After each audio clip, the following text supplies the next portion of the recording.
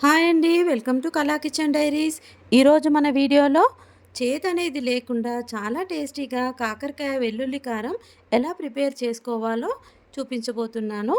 మనం కాకరకాయల్ని చాలా రకాలుగా చేదు లేకుండా చేసి పిల్లలకు తినిపించాలని చూస్తూ ఉంటాం కదా! ఓసారి ఇలా అయితే ట్రై చేయండి. మీ అందరికీ తప్పకుండా నచ్చుతుంది.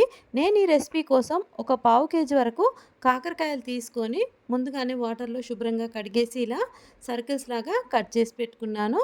ఇప్పుడు ఈ కాకరకాయ ముక్కల్లోకి ఒక అర స్పూన్ పసుపు, ఒక్క స్పూన్ సాల్ట్ వేసేసి ఇవన్నీ ముక్కలన్నీ బాగా కలిపేసి మూత పెట్టి ఒక అరగంట పాటు పక్కన పెట్టుకోవాలి.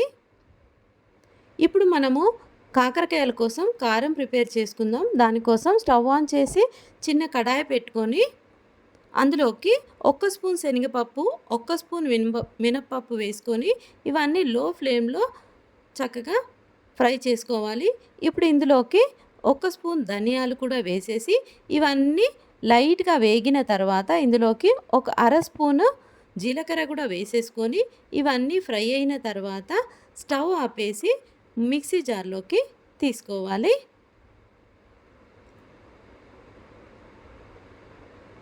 ఇప్పుడు స్టవ్ ఆన్ చేసి కడాయి పెట్టి ఒక స్పూన్ ఆయిల్ హీట్ అయిన తర్వాత ఒక 2 మీడియం సైజు ఆనియన్స్ ముక్కలుగా కట్ చేసి వేసేసుకొని ఇవన్నీ కూడా ఒక 2-3 నిమిషాల పాటు మీడియం ఫ్లేమ్‌లో ఇలా కలుపుతూ ఫ్రై చేసుకోవాలి.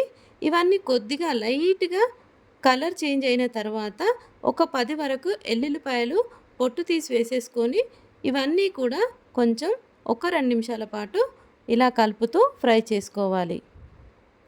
ఇవన్నీ కూడా ఫ్రై అయిన తర్వాత ఇప్పుడు మనం పప్పులు తీసుకున్న గ్రైండర్‌లోకి ఇవన్నీ కూడా తీసుకొని ఇందులోకి మన టేస్ట్‌కి సరిపడా కారం నేనైతే ఇక్కడ 3 టేబుల్ స్పూన్ కారం వేసుకున్నాను. అలాగే ఒక్క స్పూను సాల్ట్ కూడా వేసేసి ఇవన్నీ చక్కగా గ్రైండ్ చేసి పెట్టుకోవాలి. ఇప్పుడు కాకరకాయ ముక్కల్ని చూద్దాం. కాకరకాయ ముక్కలు ఇలా చూడండి ఒక అరగంట పాటు పక్కన పెట్టాం కదా! ఇప్పుడు తీసి ఇలా కాకరకాయ ముక్కలన్నీ కూడా ఇలా చేత్తో ఇలా పిండితే దానిలో నుంచి వాటర్ వస్తుంది. ఇలా కాకరకాయ ముక్కలన్నీ కూడా వాటర్ లేకుండా ఇలా పిండేసుకొని వేరే ఒక ప్లేట్‌లోకి తీసుకోవాలి. ఇలా చేయడం వల్ల కాకరకాయ ఫ్రై చేయడం ఈజీ అయిపోతుంది. కొంచెం చేదు కూడా తగ్గిపోతుంది. ఇప్పుడు స్టవ్ ఆన్ చేసి కడాయి పెట్టి ఒక 2 స్పూన్ల ఆయిల్ వేసుకొని హీట్ అయిన తర్వాత ఒక 2 ఎండుమిరపకాయలు తుంచి వేసుకోవాలి. అందులోకి మనం రెడీ చేసి పెట్టుకున్న కాకరకాయ ముక్కలు ఉన్నాయి కదా! ఈ కాకరకాయ ముక్కలన్నీ కూడా వేసేసి ఇలా కలుపుతూ ఒక 4-5 నిమిషాల వరకు మీడియం ఫ్లేమ్‌లో కలుపుతూ ఇలా ఫ్రై చేసుకోవాలి. ఇప్పుడు ఇందులోకి కరివేపాకు కొద్దిగా ఎక్కువనే వేసుకోవాలి. టేస్ట్ చాలా బాగుంటుంది. కాకరకాయలతో పాటు కరివేపాకు కూడా ఫ్రై అయ్యి క్రిస్పీగా చాలా బాగుంటుంది. ఇలా మధ్య మధ్యలో కలుపుతూ ఫ్రై చేసుకోవాలి. ఒక 3-4 నిమిషాల వరకు ఇలా ఫ్రై చేసుకుంటే కాకరకాయ ముక్కలు అయితే చక్కగా ఫ్రై అయిపోతాయి. ఇప్పుడు ఇందులోకి అర స్పూన్ వరకు పసుపు కూడా వేసేసుకొని ఇవన్నీ బాగా కలిపేసి మనం ప్రిపేర్ చేసుకున్న కారం ఉంది కదా ఎల్లుల్లి కారం, ఈ కారం అంతా కూడా కాకరకాయ ముక్కల్లో వేసేసుకొని ఈ కారం కాకరకాయ ముక్కలన్నీ బాగా కలిసేలాగా కలుపుకోవాలి.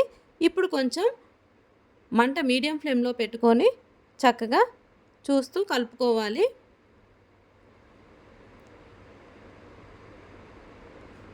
ఇలా కారం అంతా కూడా కాకరకాయ ముక్కలకు కలిసేలాగా కలుపుకుంటే ఆల్మోస్ట్ మన కర్రీ రెడీ అయిపోయినట్టేనండి.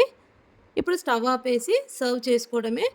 ఈ కాకరకాయ కారం వేడి వేడి అన్నంలోకి చాలా అంటే చాలా టేస్టీగా ఉంటుంది. పిల్లలు కూడా చాలా ఇష్టంగా తింటారు. నచ్చితే లైక్ చేయండి. Thanks for watching.